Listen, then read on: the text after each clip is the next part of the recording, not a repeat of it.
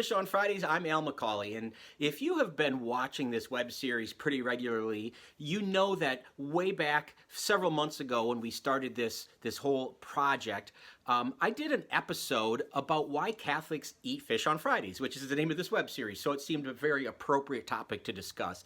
By the way, if you haven't seen that episode, you can subscribe to our YouTube channel or just go to it and check it out.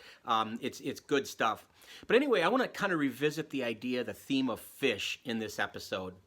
Now, I'm wondering if you've ever been driving somewhere and you're at a stop sign or a stoplight and you look at the car in front of you and on the back of it you see this particular decal. Sometimes you might see it in a different variation, like this. Now, on its surface, this symbol should tell us, yeah, it's a Christian symbol. You know, Jesus told his disciples, you will be fishers of men. And we all know the classic story of Jesus multiplying the loaves and the fishes to feed the multitudes. And so it's been since the beginning, it's been part of our Christian heritage. But this particular symbol that we see oftentimes in the back of cars goes all the way back to the very first days of our Christian church history. Right after Jesus died, rose, and ascended into heaven, pretty much right away, Christians were persecuted. First by Jews and then by Romans. Starting in the middle of the first century, around 64 AD, to about 313, for about 250 years, in other words, sporadically Roman emperors would persecute Christians. And some of these campaigns were really, really vicious, like Diocletian's, the end of the 3rd century, and some weren't as bad, but they still were pretty vicious in terms of oppressing and imprisoning, torturing and killing Christians. And we don't know how many, but we do know that oftentimes the persecutions became so fierce and so violent that Christians didn't have anywhere to go. They had nowhere to hide. The churches were destroyed. They had no churches. They couldn't stay in their homes. And so oftentimes they would hide underground in these places we call catacombs. Catacombs are nothing more than these tunnels that run under major cities in Europe, under Paris, under Rome. Archaeologists will tell us that there's some 90 miles of tunnels, of catacomb tunnels underneath the city of Rome. Now, they're all not connected. They're all connected, but they're not all in one line, obviously. But they're spread out throughout the city. And if you've ever been to Rome, perhaps you've visited some of these catacombs. I've been very fortunate to do that, and it was just a really, really neat thing to be a part of that, to go down into these dark, dank tunnels where Christians would hide, where Christians would worship, and where Christians would pray the Mass. And they would always, of course, bury their dead there. The idea of burying their dead there seems kind of weird and wacky and whatever, but we do know that this was part of the tradition of Christianity, the early tradition, to say the Mass and to pray over the graves of martyrs, of those people who had been killed for their faith, as a way to connect with their suffering and the suffering of Christ. But anyway, if you were to travel to some of these catacombs today, and most of them are not accessible to us today because it's too dangerous, but there are places tourists can go still and see some of these things. One of the things that you'll see if you're able to go into the catacombs is some artwork, mosaics, and some rough art.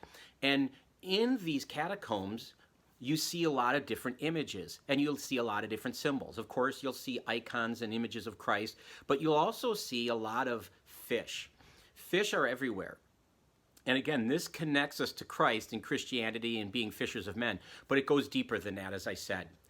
The Greek word for fish is ichthus. Say that with me, ichthus. I'm going to pretend that you said it. Good job. Ichthus is the Greek word for fish, and it really does 3 things for early Christians who are being persecuted. The first thing that word and that symbol meant to Christians was it identified you. So you can imagine in these times of persecution not wanting to tell anybody that you're a Christian for fear of arrest and death.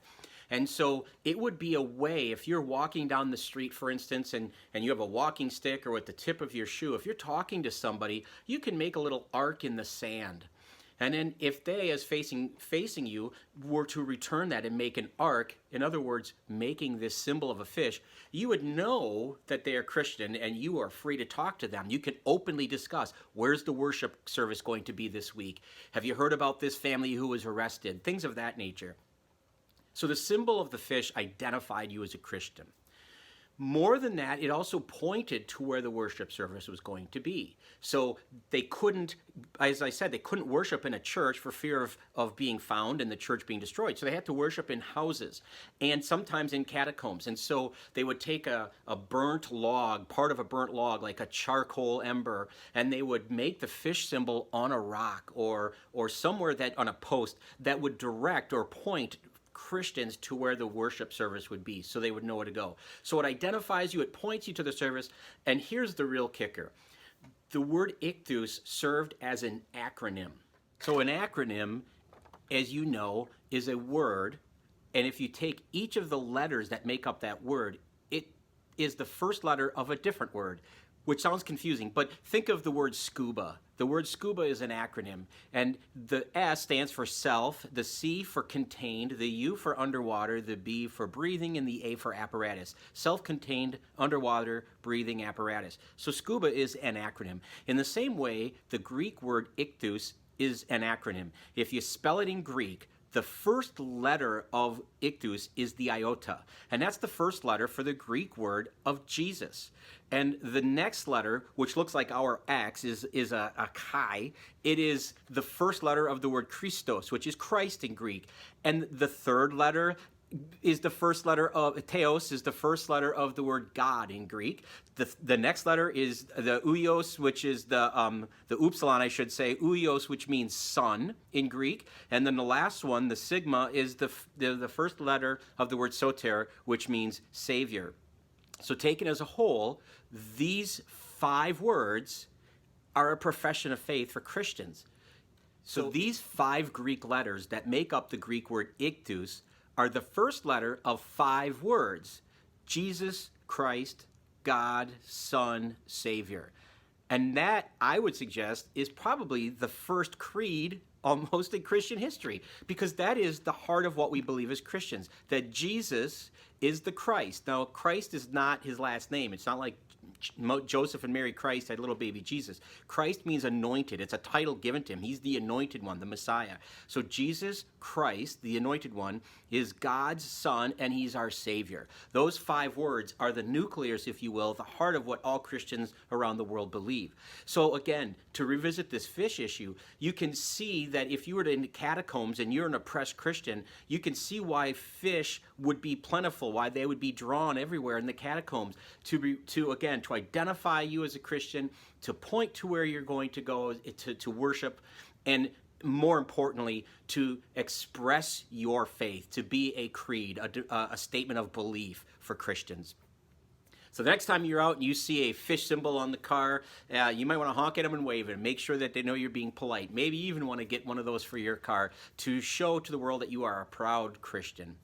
Thanks for tuning in. I hope this has been helpful. Again, I would love it if you'd subscribe to our YouTube channel if you feel so moved. If you think someone can benefit from this information, please feel free to share it to them as always. I hope you'll tune in again for more information on Fish on Fridays. Until next time, be good to each other, and God bless.